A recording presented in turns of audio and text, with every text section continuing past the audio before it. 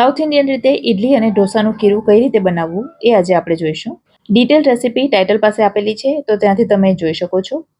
હવે એક વાસણમાં 3 વાડકી કોઈપણ પ્રકારના ચોખા લેવાના. ચોખાને બરાબર મસળીને ધોઈ લેવાના અને ત્યાર પછી એને 5 થી 6 કલાક માટે પલાળવા માટે મૂકી દેવાના. બીજા વાસણમાં 1 વાડકી અડદની દાળ અને 1 ટીસ્પૂન મેથી લેવાની. અડદની દાળને એક જ વખત ધોઈ અને એને પણ 5 થી 6 કલાક માટે પલાળવા માટે મૂકી દેવાની.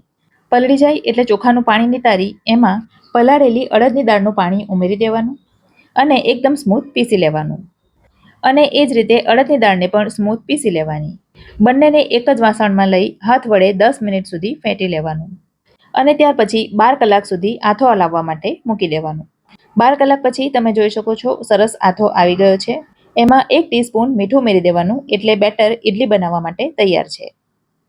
હવે એમાંથી જ આપણે ઢોસા પણ બનાવીશું. જેના માટે બેટરમાં 1 ટીસ્પૂન ઝીણો ચણાનો લોટ ઉમેરી દેવાનો, સાથે થોડું પાણી ઉમેરી દેવાનું અને નોનસ્ટિક અથવા લોખંડની જાડી તાવી ઉપર ઢોસા ઉતારી લેવાના.